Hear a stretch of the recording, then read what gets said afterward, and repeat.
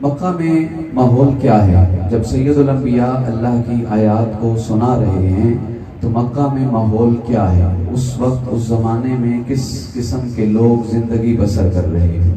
ایک مذہب عیسائیت ہے، حضرت عیسیٰ کے پیروکار، لیکن وہ عیسائیت نہیں جس کی تعلیم حضرت عیسیٰ نے دی تھی، توجہ ہے، بلکہ عیسائیت اپنے اصلی عقیدے سے بدل کے حضرت عیسیٰ کو خدا کا بیٹا کہہ رہے تھے۔ ایک مذہب یہودیت تھی، لیکن وہ یہودیت نہیں جس کی تعلیم حضرت موسیٰ اور دیگر انبیاء دے کے گئے تھے، بلکہ ان کے نظریات بھی بدل گئے تھے۔ یہ جو ہم خیبر پڑھتے ہیں مدینہ کے ساتھ کچھ عرصے پہ، تو خیبر میں کون رہتے تھے؟ یہودی۔ اور تیسرا مذہب مشرک، جو بتوں کی پرستش کرتے تھے۔ یعنی اس کا مطلب ہے کہ ایسا نہیں ہے کہ وہاں ایک ویکیوم تھا، لوگوں کے ذہن خالی تھے، لوگ بالکل کسی مذہب کے انتظار کر رہے تھے اور بڑا آسان تھا کہ ان میں کسی مذہب کی تبلیغ کر دی جائے، بلکہ لوگ پہلے سے کسی نہ کسی مذہب کے قائل تھے۔ اب آپ کو اگر نئی بلڈنگ بنانی ہو تو آپ اگر صاف جگہ پہ بلڈنگ کو آغاز کریں، شروع کریں تو آسان ہے، کھدائی کریں، بنیادیں بنائیں اور بلڈنگ بنا دیں۔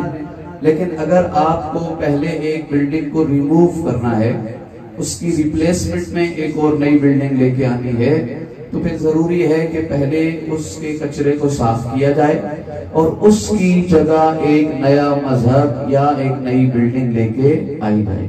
میں آپ کو ایک سادہ سی مثال دیتا ہوں کہ اس وقت کی عیسائیت، مشرکیت اور یہودیت کتنے بدل چکے تھے، کتنے ان کے خرافاتی ذہن تھے۔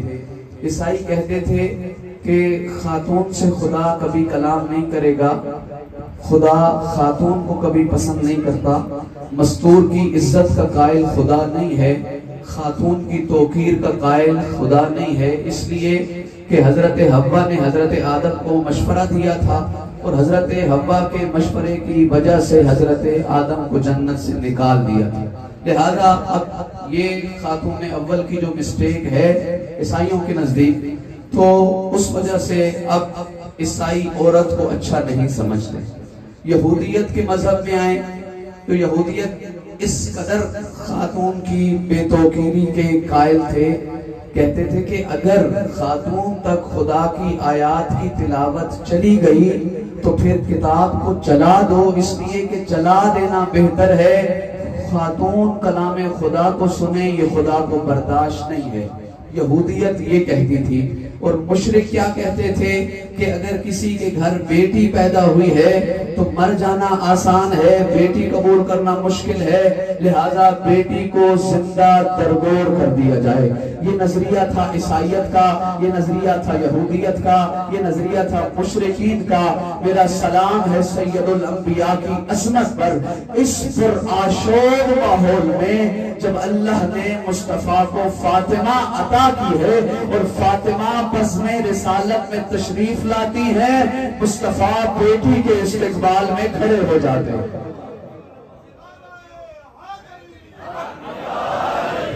محترم سامعین گرامی، یہ لاجک ہے، یہ منطق ہے کہ باقی سارے مذاہب قابل عمل نہیں تھے۔ اسلام وہ خوبصورت مذہب ہے جو خاتون کو پوری عزت بھی دیتا ہے، توقیر بھی دیتا ہے اور بہت سارے حوالوں سے مردوں سے افضل بھی مانتا ہے۔ کئی ایک حوالے ایسے، یہ جو نعرہ لگایا گیا نا کہ لیڈیز فرسٹ اور وومن رائٹس، ان کو کیا پتا کہ وومن رائٹس کیا ہیں یا لیڈیز فرسٹ کیا ہے؟ آؤ اسلام میں دیکھو اللہ نے خاتون کو کتنی عظمت عطا کی ہے۔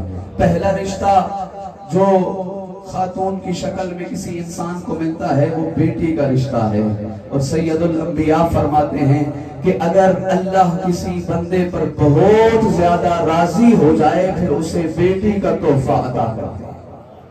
فرماتے ہیں کہ اگر تجھے اللہ نے بیٹیاں بھی دی ہیں اور بیٹے بھی دیے ہیں، تو کہیں سفر پہ جائے، واپس گھر آئے، اپنی اولاد کے لیے تحفہ لے کے آئے، تو یاد رکھنا پہلا تحفہ بیٹی کو دینا، پھر بیٹوں کو دینا۔ اب بیٹے ناراض تو نہیں ہو رہے؟ صلوات پڑھیں بلند آواز۔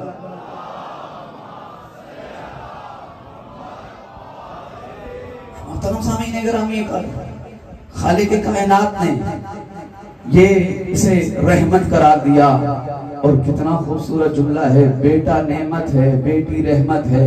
نعمت کے بارے میں قیامت کے دن سوال ہوتا ہے، رحمتوں کے بارے میں سوال نہیں ہوتا۔ دوسرا رشتہ، جب یہی بیٹی جوان ہو جائے، فرمایا کہ اسے اپنے گھر رخصت کر دو، اور جس کے گھر یہ بیٹی جا رہی ہے دلہن بن کے، فرمایا اسے خاتون نہ سمجھنا، اسے فقط اپنی بیوی نہ سمجھنا، یہ اللہ کا عطا کردہ پھول ہے۔ توجہ ہے؟ اور جب سید الانبیاء نے مولا علی اور سیدہ کائنات کا عقد کیا، اور یہ رشتہ ازدواج کائنات کا بہترین جوڑا وجود میں آیا، سید الانبیاء نے مولا امیر کائنات سے سوال کیا، کیف وجدت فاطمہ؟ علی، فاطمہ کو کیسا پایا ہے؟ فاطمہ کس مزاج کی ہے؟ مولا امیر کائنات نے بہت خوبصورت جواب دیا، یا مصطفیٰ، یا رسول اللہ، نعم العون فی طاعت اللہ، فاطمہ اللہ کی اطاعت میں علی کی بڑی مددگار ہے۔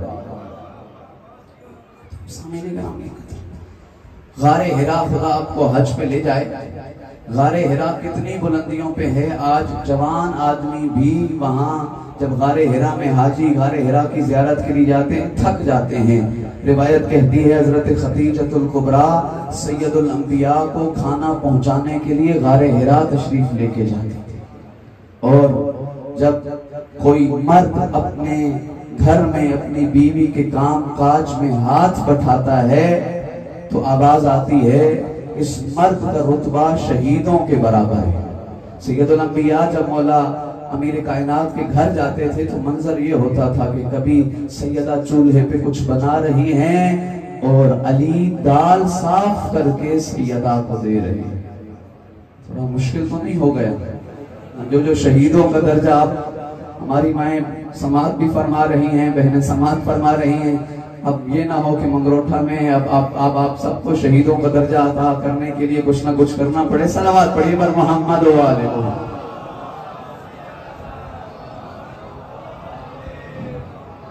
ہم کبھی کبھی سستی جنت لینے کے زیادہ عادی ہو جاتے ہیں، تھوڑی تھوڑی جنت کو مشکل بنا کے پیش کریں، ٹکٹ مہنگا کر دیتے ہیں۔ محترم سامعین گرامی قدر، یہ مقام فکر ہے، یہ اسلام کا نظریہ ہے۔ سید الانبیاء ایک صحابی کے جنازے میں شریک ہیں، مصطفیٰ پورا قدم زمین پہ نہیں رکھ رہے، پنجوں کے بل چل رہے ہیں۔ پوچھنے والے نے پوچھا، یا رسول اللہ، آپ پورا قدم زمین پر کیوں نہیں رکھ رہے، آپ پنجوں کے بل کیوں چل رہے ہیں؟ فرمایا، اس صحابی رسول کے جنازے میں اتنی کثیر تعداد میں فرشتے شریک ہیں کہ میں مصطفیٰ پورا قدم نہیں رکھ رہا۔ یہ جنازہ نبی نے خود پڑھائی، کفن کا اہتمام نبی نے کیا، جنازہ نبی نے پڑھایا، قبر میں نبی نے اتارا۔ جب قبر کے تعویذ کو بند کیا جا چکا نا تو اصحاب کہنے لگے، تو بڑا خوش نصیب ہے، تیرا جنازہ بھی نبی نے پڑھایا، نبی نے خود شرکت بھی کی، نبی نے کفن بھی دیا، نبی نے تشییع جنازہ بھی کی۔ سید الانبیاء نے فرمایا، نہیں، اسے خوش نصیب نہ کہو، اس پر اللہ کا عذاب آ رہا ہے۔ کہا، کیسا عذاب آ رہا ہے؟ کہا، یہ اپنے خانوادے کے ساتھ، یہ اپنے اہل و عیال کے ساتھ سخت روش سے بات کرتا تھا۔ جب گھر کی چار دیواری کے باہر ہوتا تھا تو چہرے پہ مسکراہٹ کے آثار ہوتے تھے، خوش گپیوں سے اپنے دوستوں سے ملاقات کیا کرتا تھا، لیکن جب گھر کی چار دیواری میں قدم رکھتا تھا تو غصے والے لہجے میں، ناراحتی کے انداز میں اپنے اہل و عیال سے کلام کرتا تھا۔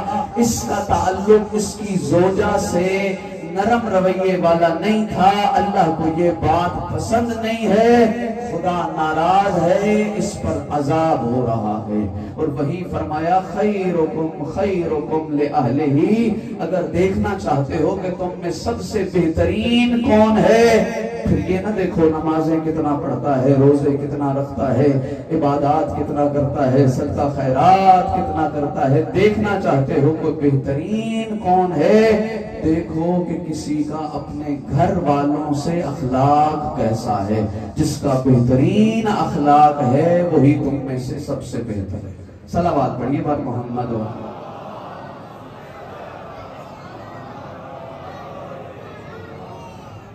بار دیگر باواز بلند صلوات۔ تیسرا رشتہ جو اسلام نے خاتون کو دیا، جب خاتون اپنی معراج پر پہنچتی ہے تو اللہ اسے ماں بنا دیتا ہے، اور ماں کا رتبہ خدا کی قسم، ماں تو ماں ہے نا۔ خدا نے اگر اپنی محبت کی تشبیہ کسی رشتے سے دی ہے تو وہ ماں کے رشتے سے دی ہے۔ ابراہیم مجاب، خدا آپ کو کربلا کی زیارت نصیب فرمائے۔ دل سے حسرت کیا کرو کہ کربلا والوں کی زیارت پہ جاؤ۔ معصوم فرماتے ہیں نمک سے کھانا کھا لینا، پیاز سے کھانا کھا لینا، لیکن کربلا والوں کی زیارت پہ ضرور جانا۔ عزادارو، کربلا میں خدا آپ کو لے کے جائے، جیسے ہی مولا کے حرم میں آپ قدم رکھیں گے، دائیں طرف ابراہیم مجاب کی قبر ہے جسے مولا نے اپنے حرم میں جگہ دی ہے۔ ابراہیم مجاب کون ہے؟ جو ہر شب جمعہ اپنے والد کو، دوسری شب جمعہ اپنی والدہ کو کربلا والوں کی زیارت پہ لے کے جاتا ہے۔ اس کا گھر کربلا سے قریب ہے، ایک کربلا کے قریبی دیہات میں رہتا ہے۔ ہر شب جمعہ اپنے والدین کو لے کے جاتا ہے۔ ایک شب جمعہ والد کی باری تھی کہ ہم نے زیارت پہ جانا ہے، والدہ نے، بوڑھی ماں نے اصرار کیا، بیٹا میں بھی جاؤں گی اور آج ہی جاؤں گی، اللہ نہ کرے میری زندگی ختم ہو جائے اور میں کربلا کی ایک اور زیارت سے محروم ہو جاؤں، بیٹا میں نے آج غریب زہرا کی زیارت پہ ضرور جانا ہے۔ یہ کہنے لگا اماں میرے پاس ایک ہی سواری ہے اور میرے پاس دو سواریاں نہیں ہیں، اس دفعہ میں نے بابا کو لے کے جانا ہے۔ جب ماں نہ مانی نا تو کہنے لگا ٹھیک ہے اماں، والد کو سواری پہ بٹھایا، ماں کو اپنے دوش پہ بٹھایا اور کربلا والوں کی زیارت پہ چل پڑا۔ جب چلتا رہا تو بارش کے آثار نمودار ہوئے، موسلادھار بارش ہوئی، تیز تیز بارش میں زمین میں دلدل کا سما بنا، ایک قدم رکھتا ہے، ایک اٹھاتا ہے، ایک رکھتا ہے، ایک اٹھاتا ہے۔ بڑی مشکل سے اس رات غریب کربلا کے حرم میں پہنچا ہے۔ وہاں جب ماں باپ کی خدمت کر کے حسین کے پاس آیا ہے نا، ماں باپ کا حق ادا کر کے حسین مولا کو سلام کرنے آیا ہے، اس نے کہا السلام علیکہ یا ابا عبداللہ، اے غریب زہرا میں ابراہیم کا آپ پر سلام ہو۔ پورے حرم نے زری سے یہ آواز سنی وعلیک السلام یا ابراہیم، اے ابراہیم میں حسین کا بھی تجھ پر سلام۔ لقب ملا ابراہیم مجاب، اتنی بڑی نعمت عطا کی کہ آج بھی وہ کربلا والوں کے ساتھ سو رہا ہے، آج بھی اسے حسین نے اپنے حرم میں جگہ عطا کی ہے۔ کتنا مقام ہے والدہ کا۔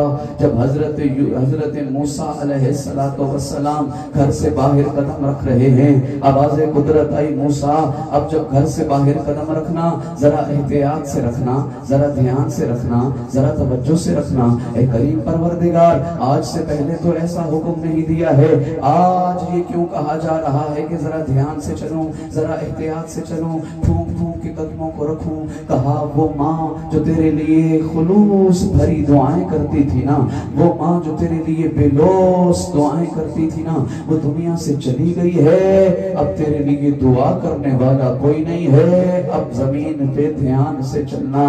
میرے بزرگ میری گواہی دیں گے کہ مولانا صاحب کو یاد دلانا پڑتا ہے کہ ہمارے لیے دعا کیجئے گا، حاجی حج پہ جا رہا ہو یاد دلانا پڑتا ہے، کعبہ میں ہمیں یاد رکھیے گا، مدینہ میں ہمارے لیے دعا کیجئے گا، زائر کربلا جا رہا ہو اسے یاد دلانا پڑتا ہے، لیکن دنیا میں اللہ نے ایک ہی ہستی ایسی بنائی ہے جسے ماں کہتے ہیں، جسے زندگی کے کسی لحظے میں یاد نہیں دلانا پڑتا۔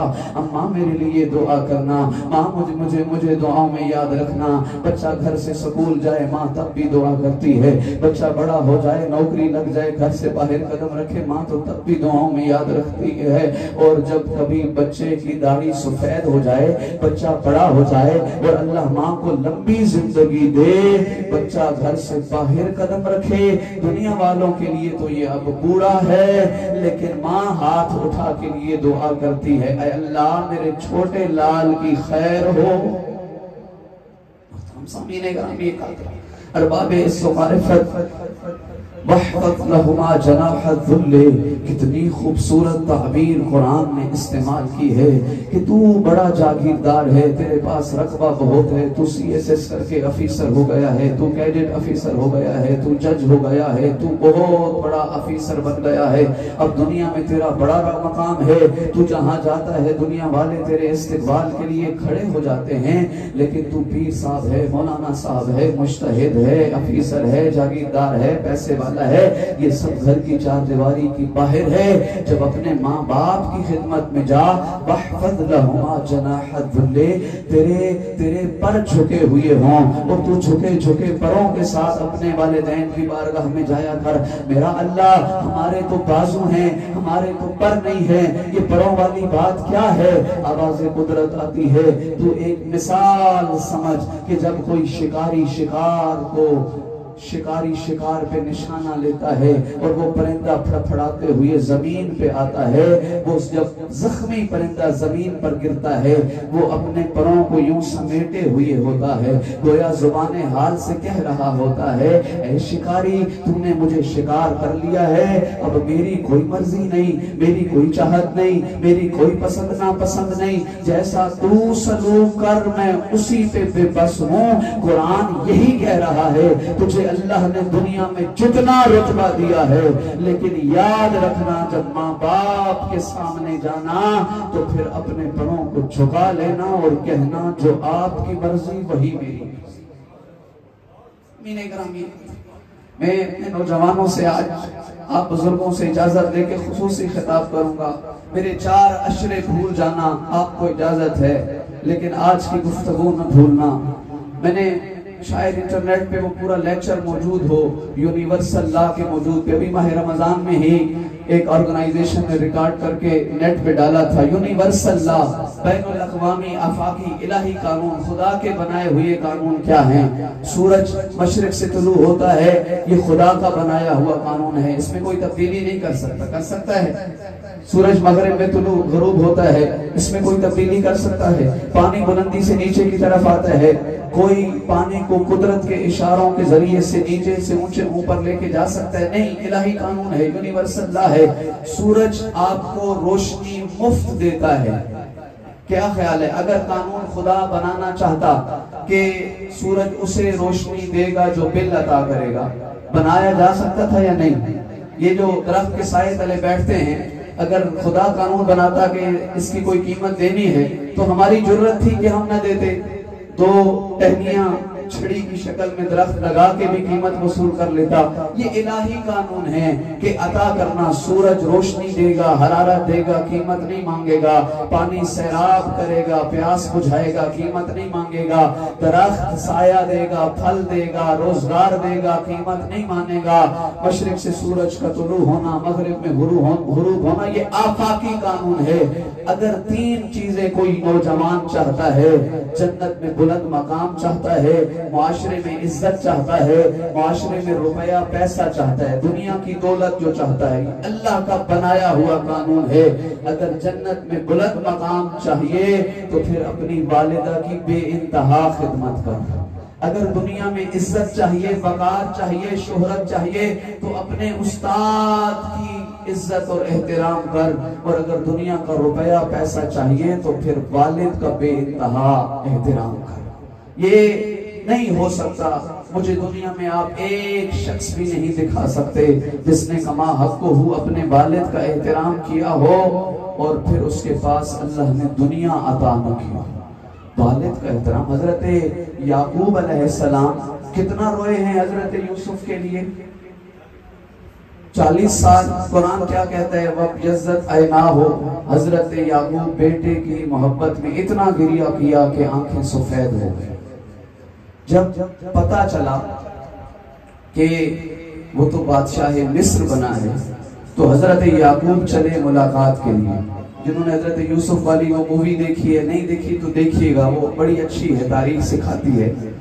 جب حضرت یوسف اور حضرت یعقوب آمنے سامنے ہوئے، حضرت یوسف شاہی جلال میں تھے، بادشاہ وقت تھے، بابا کے احترام میں شہر سے باہر نکل کے پورے لشکر کے ہمراہ استقبال کے لیے آئے۔ یہاں سے بوڑھا باپ نابینا ہو چکا ہے اور یوسف کی خوشبو محسوس کر کے دل تڑپا جا رہا ہے۔ جب سواریاں قریب آئیں، حضرت یعقوب بھی سواری سے اترے، حضرت یوسف بھی سواری سے اترے، لیکن حضرت یوسف بعد میں اترے، باپ پہلے سواری سے اتر آیا۔ یہ جیسے ہی قریب آنے لگے وہاں جبرائیل آیا، کہا یوسف اپنا دایاں ہاتھ کھولو۔ یوسف نے ہاتھ کھولا، ایک نور نکلا جو آسمان کی طرف چلا گیا۔ کہا اے جبرائیل یہ کیا ہوا، یہ نور کیا تھا؟ کہا اللہ نے تیری نسل میں نبوت کو رکھا تھا، لیکن تو والد کے احترام میں بعد میں اترا ہے، وہ پہلے سواری سے اترا ہے۔ اللہ کو یہ ترک اولا پسند نہیں ہے، اللہ نے تیری نسلوں سے نبوت کو واپس لے لیا ہے۔ ہم سامنے گرامی معاملہ اتنا آسان نہیں ہے۔ نسلوں میں نبوت کا ہونا کتنا بڑا اعزاز تھا، لیکن یوسف سے ترک اولا ہوا، لے لی۔ اور حضرت یوسف کے 11 بھائیوں میں سے ایک وہ بھائی جو لاوی کے نام سے مشہور ہے، اس کی صلب میں پھر نبوت کو رکھا 3 وجوہات کی وجہ سے۔ ایک وجہ یہ تھی کہ جب سارے نبی خدا کو قتل کرنے کا ارادہ کر رہے تھے، یہ ایک بھائی کہہ رہا تھا مارو نہیں، اسے کنویں میں پھینک دو۔ دلی تمنا تھی کہ کاش نبی زندہ ہو جائے، ایک بات۔ دوسرا کہ جب حضرت یوسف مصر میں مل گئے تھے تو یہ کنعان واپس نہیں آئے کہ بابا کو ایک دفعہ روتے ہوئے دیکھا ہے، دوبارہ نہیں دیکھوں گا، یہاں رکوں گا اور یوسف کو یا لے کے جاؤں گا یا بابا یہاں مصر میں آ جائیں گے۔ دوسری وجہ اور تیسری وجہ یہ ہے کہ لاوی اپنے والد کا احترام بہت کرتا تھا۔ جب حضرت موسیٰ کو طور پہ خدا سے گفتگو کرنے کے لیے جاتے تھے نا، تو آواز آتی تھی یبن لاوی، موسیٰ کو خدا ابن لاوی کے ساتھ خطاب کرتا تھا۔ تیسری پشت سے حضرت موسیٰ لاوی کے پیدا ہوئے، لیکن خدا کو اتنا پسند تھا لاوی کا والد کا احترام کہ اپنے موسیٰ نبی کا لقب رکھ دیا تھا لاوی کا بیٹا۔ ہم سامنے گرامی کا شاید میں نے 2 سال پہلے یہ واقعہ سنایا ہو، مجھے تھوڑا تھوڑا یاد آ رہا ہے، لیکن بہت سارے افراد ایسے ہوں گے جو بھول چکے ہوں گے۔ دوبارہ تذکرہ بھی ان واقعات کو پرانا نہیں کرتا۔ قرآن کی سب سے بڑی سورہ کون سی ہے؟ بقرہ۔ سب سے بڑی سورہ سورہ بقرہ ہے۔ بقرہ کا مطلب کیا ہوتا ہے؟ گائے۔ یہ گائے والی سورہ کا کیا مطلب ہے؟ ایک شخص نے ایک قتل کر دیا اور مقتول کا لاشا کسی اور محلے میں پھینک آیا۔ اب 2 قبیلوں کے درمیان لڑائی ہو گئی، ایک کہتے تھے بندہ انہوں نے مارا ہے، دوسرا کہتے ہیں انہوں نے مارا۔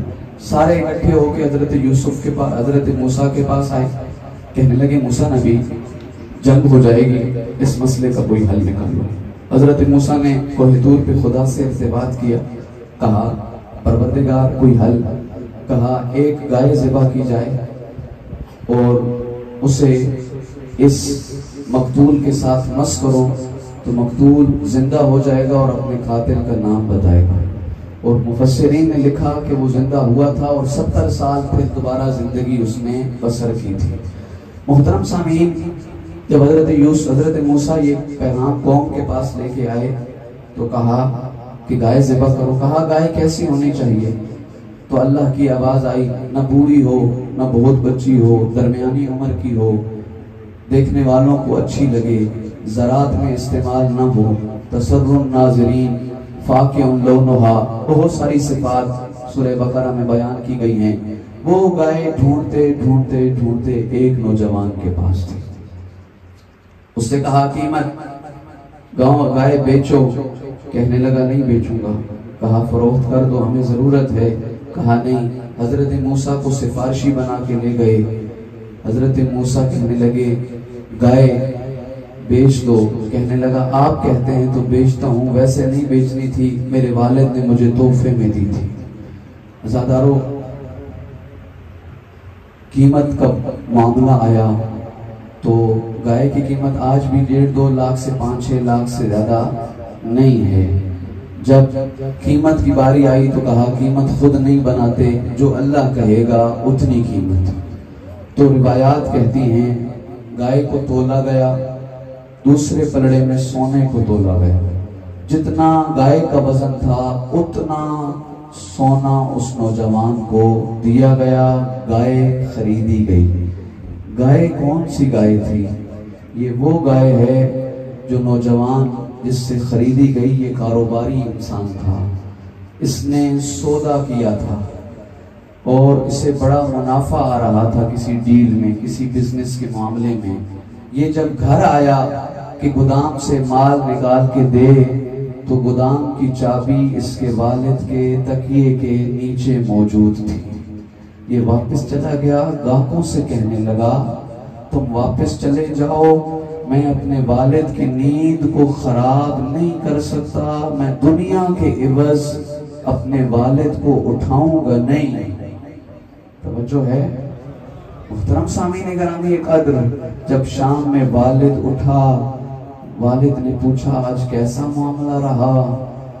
بتانے لگا منافع تو بہت ہو رہا تھا لیکن آپ چونکہ سوئے ہوئے تھے میں نے ڈیل کینسل کر دی۔ اتنی محبت بھرا انداز دیکھ کے والد نے وہ مہنگی والی گائے اسے تحفے میں دی۔ ادھر سے یہ والد سے گائے لے کے اپنے گھر آیا۔